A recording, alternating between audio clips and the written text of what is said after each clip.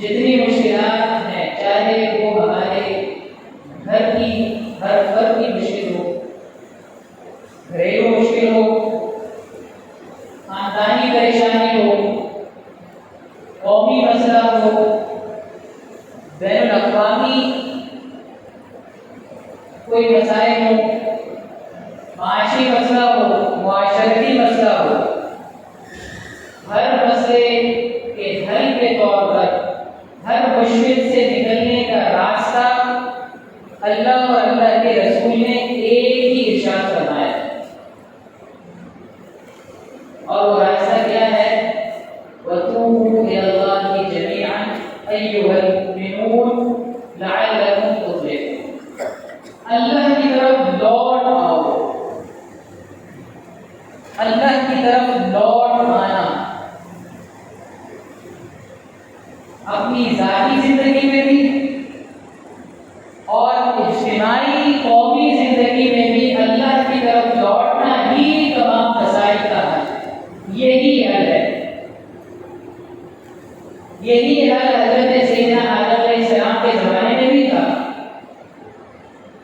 اور یہی حل سیدنا موسیٰ علیہ السلام کے زمانے میں بھی تھا، یہی حل سیدنا عیسیٰ نے بھی اپنی قوم کو بتایا ہے، سیدنا صالح نے بھی اپنی قوم کو اسی حل کی طرف بلایا ہے، سیدنا ہود بھی اپنی قوم کو یہی باتیں بتاتے آئے ہیں، رسول اللہ صلی اللہ علیہ وسلم نے بھی یہی باتیں ارشاد فرمائی ہیں، اور قیامت تک کے لیے حل یہی ہے، علاج یہی ہے، اس کے علاوہ کوئی علاج نہیں ہے، پائیدار علاج کوئی اور نہیں، پائیدار علاج، پائیدار علاج، دائمی علاج، مستقل علاج، جس سے مرض اپنی جڑ ختم ہو، وہ صرف اللہ کی طرف رجوع ہے، اللہ کی طرف لوٹنا ہے، توبہ ہے، استغفار ہے، اپنی ذاتی زندگی میں بھی اور اجتماعی زندگی۔ یہی ایک پائیدار حل ہے، اللہ اور اللہ کے رسول کا بتایا ہوا ہے، سنت اللہ، اللہ کی سنت یہی ہے۔ دولت کا نیچے آنا اچھی بات، حل نہیں ہے، پائیدار حل نہیں ہے، پیٹرول کی قیمتیں گر جائیں گی ہم خوشحال ہو جائیں گے، حل نہیں ہے، مہنگائی ختم ہو جائے گی، ہماری مشکلات دور ہو جائے گی، غلط فہمی ہے،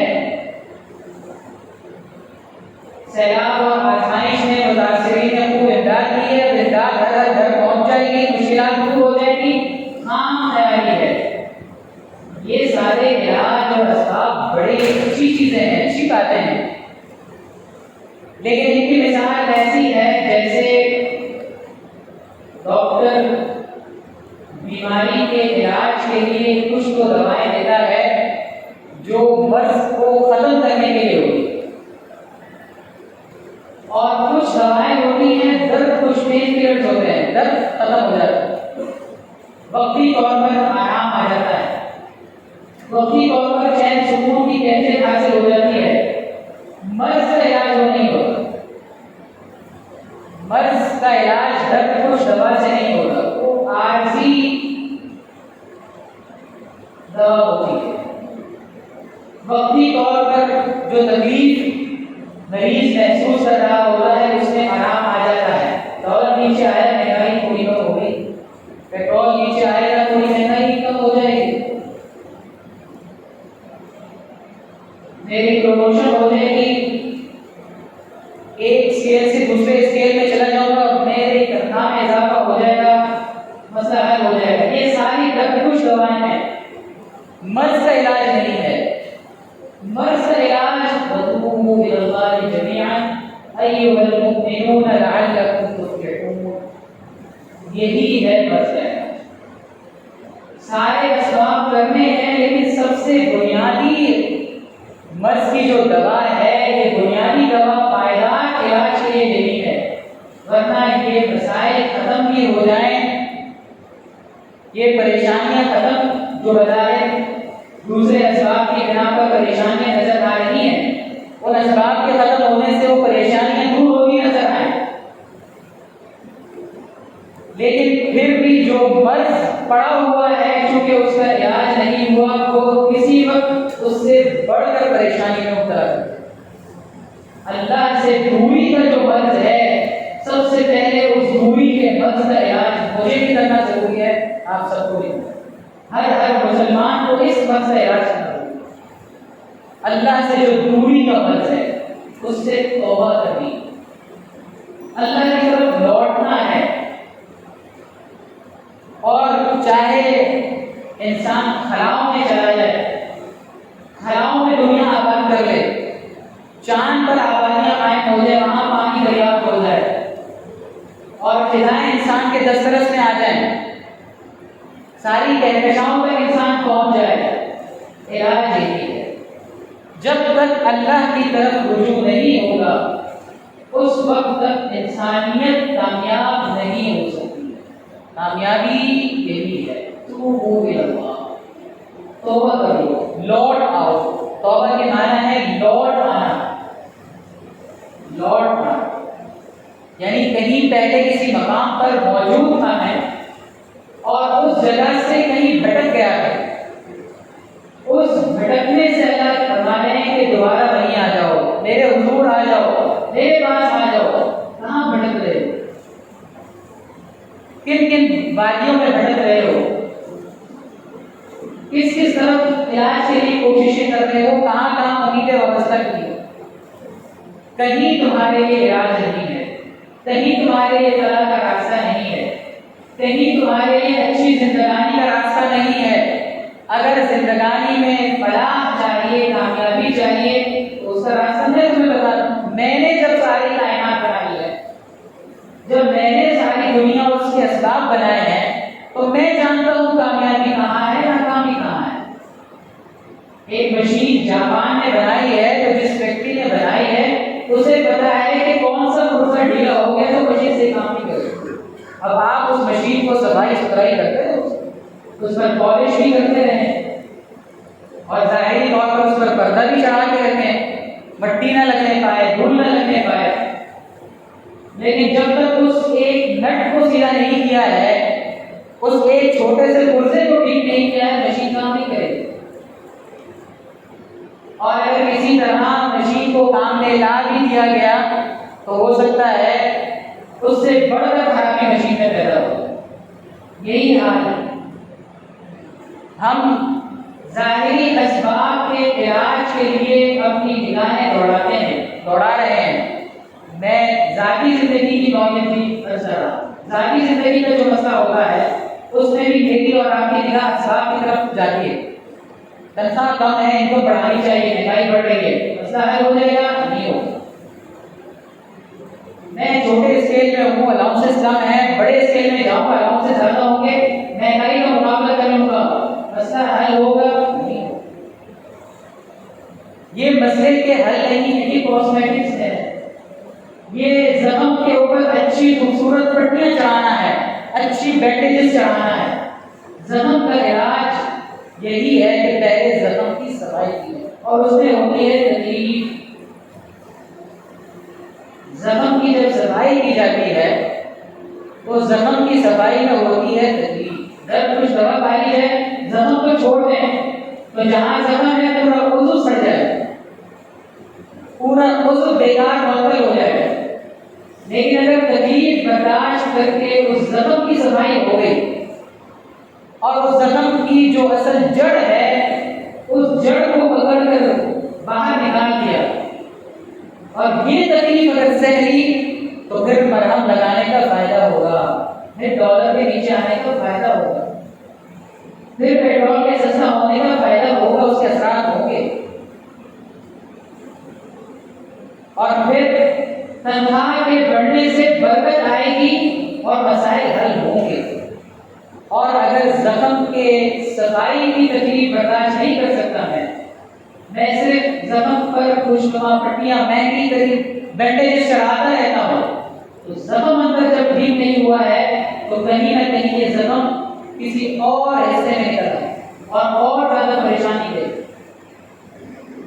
تو پائیدار علاج ایک ہی ہے، میرے لیے، آپ کے لیے، دنیا کے ہر انسان کے لیے، اس لیے کہ یہ اس خالق کا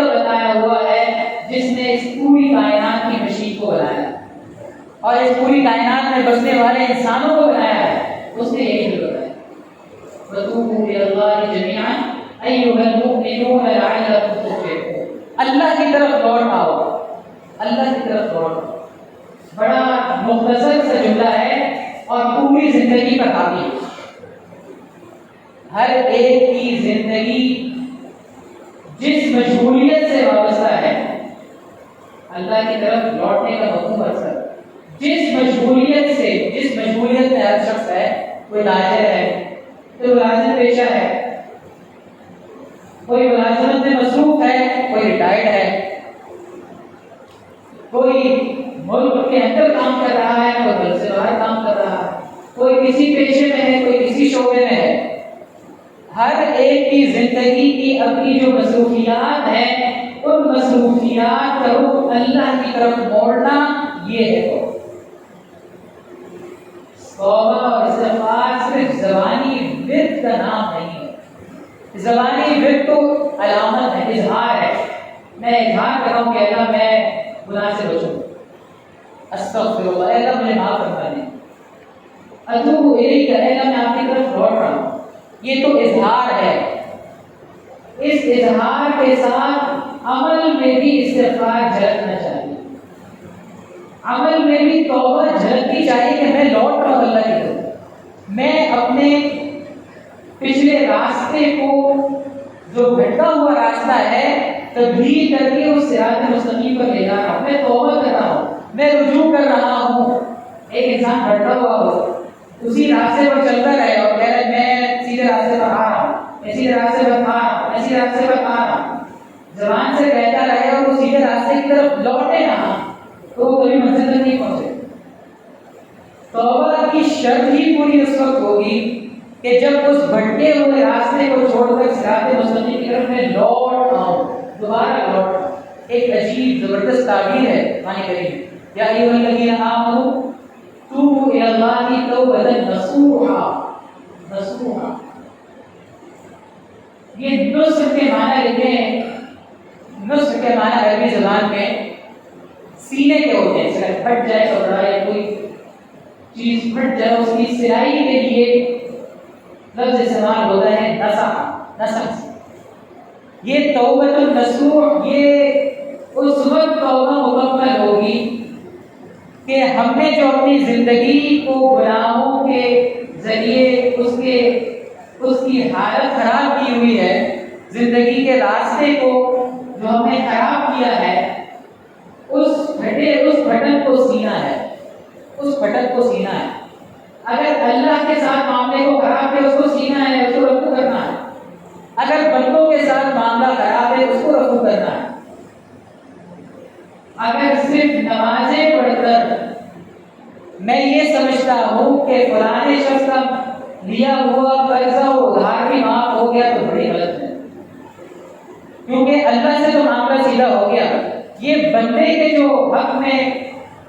کوتاہی کی تھی وہ ٹھیک نہیں ہوئی تھی، تو مکمل اللہ کی طرف رجوع مکمل نہیں ہوئی، اللہ کی طرف رجوع مکمل نہیں ہوا۔ تسبیح بڑی ہاتھ میں لے کر 1000 دفعہ میں ذکر الہی میں مصروف ہوں، لیکن دوسرے ہاتھ سے اندر کی ٹیبل رشوت بھی لے رہا ہوں، دوسرے ہاتھ سے اپنے دوسرے کام بھی چلا رہا ہوں، تو بھی توبہ مکمل نہیں ہوئی، بلکہ یہ توبہ تو خود توبہ کرنے کے لائق، اس توبہ پر تو خود توبہ کرنی پڑے گی۔ یہ تو اللہ سے کہا جا رہا ہے میں لوٹ رہا ہوں، اور اللہ کو گویا کہ دھوکہ دیا جا رہا ہے کہ میں لوٹا نہیں۔ عملی اعتبار سے جب انسان سیدھے راستے پر نہ لوٹ رہا ہو اور زبانی طور پر جمع خرچ کر رہا ہو، تو یہ تو خدا نہ خواستہ اللہ کے ساتھ ہوگا۔ تو توبۃ النصوح کا مفہوم یہ ہے کہ اللہ سے بھی اپنے معاملے کو سدھارنا ہے اور اللہ کے بندوں سے بھی اپنے معاملے کو سدھارنا ہے، اور میرے اور آپ کے مسائل، سارے انسانوں کے مسائل کا حل ایک یہی ہے کہ میں اور آپ اللہ کی طرف رجوع کریں، اپنی زندگی کے ہر شعبے میں اللہ کی ماننے والے بنیں۔ اس کے علاوہ جتنے دوسرے علاج ہیں وہ وقتی ہیں، عارضی ہیں، ناپائیدار ہیں، وہ دائمی مستقل پائیدار علاج و حل نہیں ہے۔ اللہ تعالیٰ مجھے بھی صبر نصیب کرنا ہے، ساری امت کو صبر نصیب کرنا ہے۔ آپ کو دعوانا ہے۔